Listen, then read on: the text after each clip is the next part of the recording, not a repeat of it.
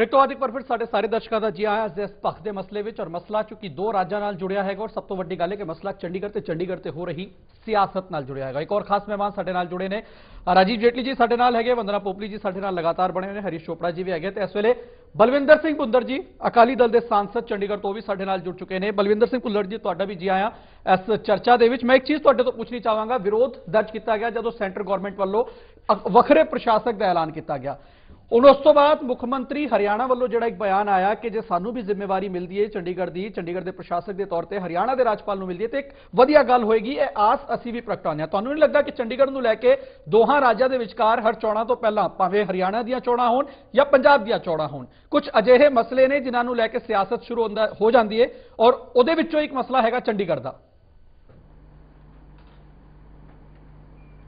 सियासत वाला तो पॉइंट नहीं जी कोई, ये तो सीधा जिहा इंसाफ का तो बेइंसाफी का पॉइंट है।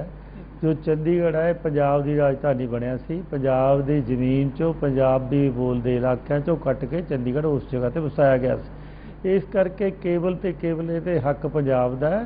जे देश के विच इंसाफ नाल डेमोक्रेसी नूं चलाउणा है तो सेंटर सरकार का फर्ज बनता है कि सारा जिहड़ा मसला उन्होंने हल करके पंजाब नूं देण। ये ड्यूटी ना रखण ते एडमिनिस्ट्रेटर तो पंजाब का लगना ही चाहिए, ये तो कोई रौला ही कोई नहीं कि गवर्नर पंजाब को होना चाहिए। जो भी हट गया तो फिर तो साडा सारा राइट ही चले गया, इनू कदे भी पंजाब बर्दाश्त नहीं करेगा। बलविंदर सिंह भुंदर जी मेरा एक सवाल हुण तुसीं जिहड़ा जिक्र किया कि इहदे च रोड़े वाली कोई गल ही नहीं हैगी, चूंकि जमीन तुसीं जिक्र किया पंजाब दी, पंजाब समझौते तो लगातार है जिहड़ा मैं कहां रेड़ का अटकिया हैगा, चूंकि कोई हल इसदा नहीं निकल रहा, पाणियां नूं लैके कोई हल नहीं निकल रहा। सेंटर इच तुहाडी सरकार भाईवाल, हरियाणे तुहाडी बीजेपी की सरकार, पंजाब च भाईवाल। हुण ते मैनूं लगदा है कि अजिहे मसलियां का हल निकल जाना चाहिए, सारिआं नूं बैठ के घट्टो घट यह सारे मसले सुलझा लेने चाहिए ने तां जो आउण वालियां चोणां भावें पंजाब दीआं होण या हरियाणे दी होण घट्टो घट सियासत ना होवे। बिल्कुल मैं तुहाडे नाल सहमत हाँ कि मसले हल देर हो गई है। असी किसी किस्म ते भी कोई गैर कानून नहीं करते। असी जो उस वेले मसले का उलझा इंदिरा गांधी ने पाया सो लिखा कि दुनिया का कानून है, देश का कानून है कि रिपेरियन स्टेट के ये हक ने दरिया है जोड़े रिपेरियन स्टेट के मुताबिक इसका फैसला कर दो। उस वेले भी धक्का होया, अज भी असी कहना कि रिपेरियन लॉ के मुताबिक इसका फैसला कर दो, सानू मंजूर है। असी तो किसी गल ते कोई गैर कानूनी गल ही नहीं करते, भावें पंजाबी बोलते इलाके है की है, देश है, हिंदुस्तान है, एक छोटा जिहा सूबा है पंजाब, एक घट गिणती कौम है पंजाबियों की, जो पंजाबी बोलते इलाके पंजाब शामिल होने चाहिए ने। ये इंसाफ की गल है, इस करके असी तो जो गल कहने इंसाफ के आधार पर कहने और बड़िया लंबिया जदोजहदा कीतियां ने करांगे जिन्ना चिर साडे हक नहीं मिलते। ठीक है हरीश चोपड़ा जी, बलविंदर सिंह भुंदर जी नूं तुसीं सुनिया जदों पंजाब पुनर्गठन एक्ट की गल होंदी है, जिक्र उन्होंने भी किया, जिक्र इस तो पहला तुसीं भी किया कि एक पेरेंटियल स्टेट यानी कि पंजाब तो ही चूंकि हरियाणा निकलिया सी तां यह कहा गया सी कि चंडीगढ़ पेरेंटियल स्टेट्स नूं जिहड़ा हैगा वो देना चाहिए, लेकिन हजे तक जिवें कि वो भी कह रहे हैं भुंदर साहब कि हक असी कह रहे हैं, जी एक जायज़ मंग हैगी उसकी गल असी कर रहे हैं और इसे करके विरोध किया गया सी मुख्यमंत्री वालों। तो पंजाब पुनर्गठन एक्ट नूं लैके यूनीवर्सिटियां वंड गईयां, होर कई चीज़ां सीगियां जिहड़ी कि हरियाणा पंजाब के विचकार वंड गईयां सी, लेकिन राजधानी का रेट का अज तक नहीं सॉल्व होया। देखो जिथे तक चंडीगढ़ का सवाल है, भुंदर साहब ने गल की रिपेरियन सिद्धांत की, यही मसला रिपेरियन सिद्धांत जिहड़ा है वो पानी ते भी लागू होता है। चंडीगढ़ के मसले उत्ते मैं बहुत वरियां नूं पंजाब की राजनीति नूं वेख्या, मैं पंजाब का धर्म युद्ध मोर्चा भी वेख्या, उस वेले भी ये मुद्दे जिहड़े सी वो जींदे सन ते अज इन्ने वरियां बाद भी ये मुद्दे साढ़े सामने चोणां तो पहले आते हैं और बार बार ये उबाल आता है। सवाल सब तो वड्डा ये है कि SYL का मसला जिहड़ा वो सुप्रीम कोर्ट च पेंडिंग पे है कई सालों तो, उसका फैसला शायद जल्दी आ जाएगा। जित तक चंडीगढ़ का सवाल है, जे छत्तीसगढ़ या आंध्र या तेलुगू जिहड़े तेलंगाना है, जे वो इस अपने मसले नूं हैदराबाद नूं छड्ड के जे तेलंगाना अपनी अलग राजधानी बनाता है या आंध्र अपनी नवी राजधानी बना रहा, तो मैंने लगता डेमोक्रेसी विच एक बहुत चंगी रवायत कायम होंदी है तो यह मसला ना बहुत पहला हल हो जाना चाहिए सी चंडीगढ़ का मसला। लेकिन जो खेतरां की आपस अदला बदली का मसला आया तो कंदू खेड़ा एक छोटा जिहा इलाका है, उन्हें इन्ना बखेड़ा पाया पंजाब की राजनीति में, जबकि कंदू खेड़ा का मसला बड़े आसानी नाल बड़ी बातचीत तक हल हो सकता है। मैनूं ये नहीं समझ आता कि डेमोक्रेसी में इदां दे मसलों को लैके सिर्फ सियासत की जाती है, ये उत्ते कोई ज़्यादा निचोड़ निर्णायक डिसाइसिव ਜਿਹੜਾ ਫੈਕਟਰ ਹੈ ਉਹ ਸਾਹਮਣੇ ਨਹੀਂ ਠੀਕ ਹੈ, ਹਰਿਆਣਾ ਦੇ ਹੋਰ ਆਗੂ ਵੀ ਸਾਡੇ ਨਾਲ ਹੈਗੇ। ਵੰਦਨਾ ਪੁਪਲੀ ਜੀ, ਮੈਂ ਆਵਾਂਗਾ ਇੱਕ ਵਾਰ ਐਸਪੀ ਗੁਪਤਾ ਜੀ ਵੀ ਚੂੰਕਿ ਗੁੜਗਾਉਂ ਤੋਂ ਸਾਡੇ ਨਾਲ ਜੁੜੇ ਹੋਏ ਨੇ, ਰਿਟਾਇਰਡ ਆਈਐਸ ਅਧਿਕਾਰੀ ਹੈਗੇ, ਉਹਨਾਂ ਨਾਲ ਇੱਕ ਸਵਾਲ ਲਵਾਂ, ਫਿਰ ਉਸ ਤੋਂ ਬਾਅਦ ਤੁਹਾਡੇ ਕੋਲ ਆਵਾਂਗਾ। ਐਸਪੀ ਗੁਪਤਾ ਜੀ, ਜੇ ਤੁਸੀਂ ਸਾਡੇ ਨਾਲ ਜੁੜ ਗਏ ਹੋ, ਮੇਰਾ ਸਵਾਲ ਹੈ, ਪੰਜਾਬੀ ਚ ਮੈਂ ਸਵਾਲ ਕਰ ਲੈਣਾ, ਤੁਸੀਂ ਜਵਾਬ ਭਾਵੇਂ ਹਿੰਦੀ ਚ ਦੇ ਦੇਣਾ, ਕਿ ਚੰਡੀਗੜ੍ਹ ਦੇ ਪ੍ਰਸ਼ਾਸਕ ਦਾ ਜਿਹੜਾ ਮਸਲਾ ਹੈਗਾ ਜਾਂ ਚੰਡੀਗੜ੍ਹ ਵਿੱਚ ਜਿਹੜੇ ਆਈਐਸ ਤੈਨਾਤ ਹੁੰਦੇ ਨੇ, ਉਹ ਮਸਲੇ ਜਦੋਂ ਰਾਜਨੀਤਿਕ ਹੋ ਜਾਂਦੇ ਨੇ, ਮੈਂ ਇੱਕ ਸਿਰਫ ਪ੍ਰਸ਼ਾਸਨਿਕ ਤੌਰ ਤੇ ਤੁਹਾਡੇ ਤੋਂ ਸਵਾਲ ਪੁੱਛ ਰਿਹਾ ਕਿ ਕਿੰਨੀ ਕੁ ਮੁਸ਼ਕਿਲ ਹੁੰਦਾ ਹੈ, ਕਿਉਂਕਿ ਦੋਵੇਂ ਸਟੇਟ ਚੰਡੀਗੜ੍ਹ ਤੇ ਆਪਣਾ ਹੱਕ ਜਤਾਉਂਦੇ ਨੇ, ਇੱਕ ਪ੍ਰਸ਼ਾਸਨਿਕ ਅਧਿਕਾਰੀ ਲਈ ਕਿੰਨਾ ਮੁਸ਼ਕਿਲ ਹੁੰਦਾ ਉੱਥੇ ਕੰਮ ਕਰਨਾ? देखिए नवनीत, आप बिल्कुल ठीक कह रहे हैं। जो पंजाब रीऑर्गेनाइजेशन एक्ट 1966 सेक्शन 4 के अंतर्गत जो है चंडीगढ़ का प्रशासन सेंट्रल गवर्नमेंट के डायरेक्ट अंडर रहना था और उसमें चीफ कमिश्नर की प्रोविजन की गई थी। और जब तक मिलिटेंसी नहीं आई तब तक देखिए, आपने देखा रंधावा साहब से लेकर और बनर्जी तक 9 कमिश्नर चीफ कमिश्नर रहे यहाँ पर, और इसका प्रशासन बड़ा अच्छा प्रकार चला। लेकिन जैसे ही इसको डिस्टर्ब्ड एरिया डिक्लेयर किया गया पंजाब को, मिलिटेंसी जब पीक पे थी, तभी जब उस समय जो अर्जुन सिंह थे गवर्नर, वो क्योंकि राजनीति हर जगह आ जाती है, तो उस समय उन्होंने अपनी शक्ति को बढ़ाने के लिए, क्योंकि बड़ा इन्फ्लुएंशियल थे अर्जुन सिंह जी, उन्होंने यूटी का जो प्रशासक का पद भी ले लिया। मैं समझता हूं जो रीऑर्गेनाइजेशन एक्ट की जो भावना थी, ये बिल्कुल उसके विरुद्ध था। और देखिए, हैरानगी की बात है, वो disturb area act high court ने क्वैश कर दिया 2012 में। उसके बाद भी मतलब अभी तक चीफ कमिश्नर की पोस्ट को अबोलिश रखा हुआ है, उसको रिवाइव नहीं किया गया है। और इसका मुख्य कारण केवल एक ही है कि जो भी सरकार होती है, एक तो राजनीति बहुत होती है और इच्छा शक्ति की कमी है, चाहे वो केंद्रीय सरकार हो, चाहे वो राज्य सरकारों का आपस में वो हो। अब देखिए, आप इस समय इतना अच्छा मौका था ये, और सेंट्रल गवर्नमेंट सोच भी रही थी भाई इस पोस्ट को रिवाइव किया जाए, क्योंकि आप देखिए, आप पंजाब हरियाणा की बात करते हैं, आप चंडीगढ़ के लोगों के बारे में सोचिए, उनको तो प्रशासन मिल ही नहीं रहा, उनका भी तो कोई हक है, वहां से मेंबर पार्लियामेंट हैं, दूसरे लोग हैं, उनको भी अपना प्रशासन मिलना चाहिए। और देखिए आप पंजाब, अच्छा फिर अभी हरियाणा मुख्यमंत्री ने मांग की भाई इसको बाई रोटेशन करो या हरियाणा के गवर्नर को भी चार्ज दो, क्यों ना दें? देखिए, रीऑर्गेनाइजेशन एक्ट के अंदर जो डिस्ट्रीब्यूशन ऑफ स्टाफ था वो 60 और 40 के रेशियो में था, उसी रेशियो में आप रोटेशन से कीजिए या कोई भी कारण रख लीजिए, ये तो एक बड़ी अनजस्टिफाइड चीज है और केवल राजनीति है। और मुझे लगता है ये केवल चुनाव से को देखते हुए ये डिसीजन लिया गया है और ये देश हित में बिल्कुल नहीं है। चलिए ठीक है, मैं समझता हूँ केंद्रीय सरकार को जो बात आपने ऐसे में बड़े सख्त निर्णय लेने चाहिए। विचार योग्य बात है। पोपली जी, आप कुछ कहना चाह रहे थे? देखिए नवनीत, जहां अभी आप लोग बात कर रहे थे कि सियासत में उबाल आता है, जब भी इलेक्शन होते हैं तो इस तरह का उबाल लाया जाता है। एक्चुअली अगर मैं आपको यहाँ पर एक बात का एग्जांपल देकर बताऊं कि जब भी युद्ध होता है तो युद्ध में जो सेना की चाल को छुपाने के लिए ना, उसकी आवाज को छुपाने के लिए नगाड़े बजाए जाते हैं, ये कुछ इसी तरह का ही है। सिंपल से देखने की बात है, आप केंद्र में बीजेपी की सरकार, अगर हम पंजाब में बात करें तो पंजाब में अकाली बीजेपी की सरकार, हरियाणा में बात करें तो बीजेपी की सरकार, बड़े आराम से इन सब मुद्दों को सुलझाया जा सकता था, लेकिन कहीं से कोई पहल नहीं आ रही।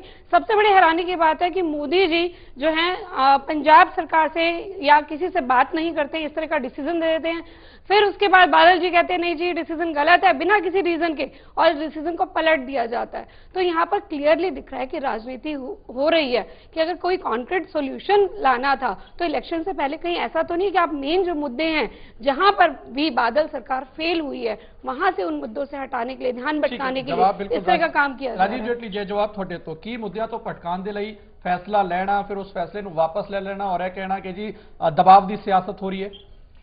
नहीं, मैं गल सुनता सी हुणे पहला भी कहंदे मुद्दा भटकाने लई ये गल कीती गई है। पहला चीफ मिनिस्टर ऑफ हरियाणा जिहड़ा अपनी गवर्नमेंट फॉर्मेशन के बाद अगे वध के उन्होंने कहा कि मैं पानी लैके रहना है, मतलब who took this initiative. Prior to this पहला भी कांग्रेस की सरकार रही है, वो जिहड़ी हॉकी खेलते रहे आपस च ਪਾਣੀ ਐਸਵਾਈਲ ਨੂੰ ਲੈ ਕਰ ਉਹ ਕਿਹੜਾ ਚੀਫ ਮਿਨਿਸਟਰ ਜਿਹੜਾ ਇਨੀਸ਼ੀਏਟਿਵ ਲਿੱਤਾ। ਸਾਡੀ ਕੋਈ ਇਲੈਕਸ਼ਨ ਨਹੀਂ ਸੀਗਾ ਹਰਿਆਣਾ 'ਚ, ਪਹਿਲੀ ਵਾਰ ਖੱਟਰ ਸਾਹਿਬ ਆਏ, ਖੱਟਰ ਸਾਹਿਬ ਨੇ ਕਿਹਾ कि ये को हाई कोर्ट से सुप्रीम कोर्ट से मैटर जाएगा, will fight for it. Second thing ये ਜਿਹੜੇ ਕਹਿੰਦੇ ਆ ਮੁੱਦੇ ਭਟਕਾਉਣ ਲਈ अगर ये कंपैरिजन करके भी देख लैन पहला जी सरकारां रही पंजाब च जी चाहे कांग्रेस की सरकार थी पहला तुसीं देखिया भी है तो कांग्रेस की सरकार नूं नकार के 2 बार बीजेपी अकाली अलायंस नूं लोकां ने चुनिया। क्यों कांग्रेस की सरकार दोबारा रिवाइव नहीं कर पाई? तो मुद्दे भटकाने लिए साडा कोई एक्शन नहीं है। हाँ, जिस तरह गुप्ता जी ने हुणे कहा कि सीनियरिटी के हिसाब नाल रोटेशन जरूर होना चाहिए, 60-40 का रेशियो जिस तरह मेनटेन किया होया है। तो ये खट्टर साहब ने आज एक गल कही है कि असी चाहते हैं कि साडा भी जिहड़ा कंट्रीब्यूशन है चंडीगढ़ च होए ताकि साडा जिहड़ा है मोटिवेशन लैवल हरियाणा का भी वधेगा, क्योंकि साडे कोल जिहड़ा कैपिटल हैगी साडी अपनी वो कई इस तरह ना रह जाए कि कैपिटल तो साडी है लेकिन एडमिनिस्ट्रेशन पंजाब का चल रहा है, अकाउंटेबिलिटी साडी भी बनती है लेकिन रूल पंजाब का रहेगा। तो ये even being a big brother मैनूं लगदा पंजाब नूं भी कंसीडरेशन च लेना चाहिए। पंजाब मैं जवाब लवांगा बलविंदर सिंह कुंदर जी तो जवाब लवांगा, लेकिन वंदना पुपरी जी अभी आपने 2 बातें की जेटली जी। सबसे पहले आपने बात की कि मुख्यमंत्री, पहले ऐसे मुख्यमंत्री जिन्होंने कहा कि एसवाईएल के लिए मैं फाइट करूंगा। सीधी सी बात है, फाइट क्या करना, सब जगह आपकी सरकार है, आप इसको लिख कर दीजिए और इसको सॉल्व कर लीजिए। मुद्दा तो आपके हाथ में है ना, प्रॉब्लम कहां पर है? पहले केंद्र में कांग्रेस की सरकार थी, हरियाणा में भी कांग्रेस की सरकार थी, लेकिन पंजाब में अकाली बीजेपी की सरकार थी, तब इस वजह से सॉर्ट आउट नहीं हुआ था। कोर्ट में केस है, दूसरी बात आपने बोला कि 2 बार कांग्रेस को नकार कर जो है पंजाब में अकाली बीजेपी की सरकार बनी, क्या कारण था? तो मुझे कारण बताइए। इतने सालों से भारत में कांग्रेस की सरकार मुद्दे तो वंदना जी और राजीव जी मुद्दे तो डाइवर्ट हो गए।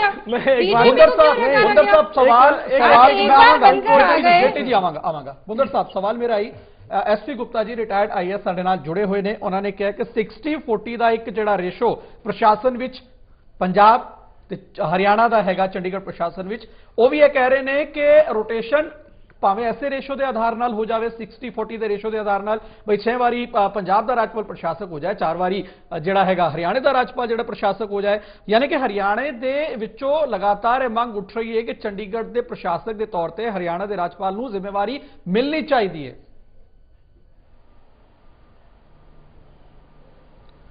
नहीं नवनीत, देखिए मैं ये कह रहा हूं। बुंदर साहब मैं आऊंगा, गुप्ता साहब बुंदर साहब मैं बोल सकता हूं ना? अच्छा, बलविंदर सिंह कुंदर जी सवाल मेरा है कि हरियाणे वालों लगातार यह मांग उठ रही है कि 60-40 जे साडा प्रशासनिक अमला हैगा या रेशो हैगा ते ऐसे रेशो के आधार नाल सानू जिम्मेवारी मिलनी भी चाहिए चंडीगढ़ की। मैं जो मंग करते हैं डेमोक्रेसी च मंग करनी किसी को कोई रोक नहीं सकता, लेकिन मैं एक गल कहना कि देश की बदकिस्मती है कि जिन्ने भी मसले उलझाए ने सारे कांग्रेस ने उलझाए ने। ये तो एक पंजाब ते हरियाणे का मसला, देश च मसला किहड़ा है जिहड़ा हर दरिया ते झगड़ा पै रहा, हर हदबंदी ते झगड़ा पै रहा। ये झगड़े पैदा करके कांग्रेस ने ये देश की बर्बादी करती है। बेइनसाफी तो नहीं, ये सारिया चीज़ों की रखी है।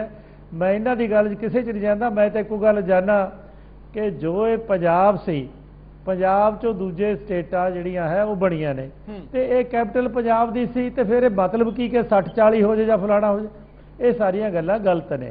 यही चीज़ पानियां दा हैगी, पानियां ते असीं अज भी कहने आ, ये भी कहंदे ने कि रिपेरियन ला करनगा, रिपेरियन ला जमना नूं ते सारिਆਂ ਨੂੰ इकट्ठे कर देण, 60-40 ਦੀ वंड कर देण ते रिपेरियन ला कर देण, रिपेरियन ला तो कर देण, फैसला असीं मनण नूं तैयार आ।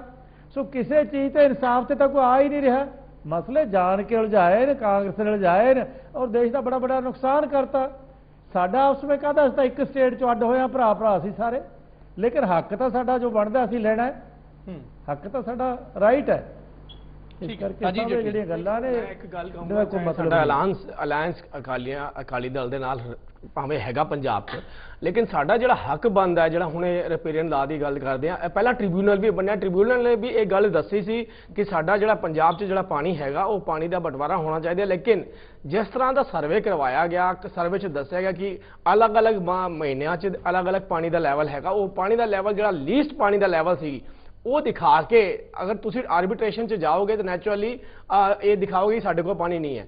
ਲੇਕਿਨ ਜਿਸ ਤਰ੍ਹਾਂ ਸਾਡੀ ਗਵਰਨਮੈਂਟ ਨੇ ਇਨੀਸ਼ੀਏਟਿਵ ਲਿੱਤਾ ਹੈ ਕਿ ਹਰ ਮਹੀਨੇ ਦਾ ਪਾਣੀ ਜਿਹੜਾ ਹੈ ਉਹਨੂੰ ਉਹਦੀ ਜਿਹੜੀ ਹੈ ਉਹਦਾ ਕੈਲਕੂਲੇਸ਼ਨ, ਉਹਦਾ ਰੇਸ਼ੀਓ ਨਿਕਾਲਾ ਜਾਏਗਾ, ਨਿਕਾਲ ਕੇ ਹਰਿਆਣਾ ਜਿਹੜਾ ਆਪਣਾ ਹੱਕ ਲੈ ਕੇ ਰਹੇਗਾ, will go as per the law. ਤੇ ਮੈਂ ਉਹ ਕਹਿ ਰਿਹਾ ਸੀਗਾ ਜਿਸ ਤਰ੍ਹਾਂ ਕਾਂਗਰਸ ਦੀ ਸਰਕਾਰ ਸੀ, ਤਿੰਨੋਂ ਜਗ੍ਹਾ ਕਾਂਗਰਸ ਦੀ ਸਰਕਾਰ ਸੀ, ਇੱਥੇ ਤੁਰੇ ਫਿਰਦੇ ਸੀ ਅਸੀਂ ਪਾਣੀ ਲਿਆਵਾਂਗੇ, ਉੱਥੇ ਨਵਾਂ ਕਾਨੂੰਨ ਬਣ ਰਿਹਾ ਸੀਗਾ।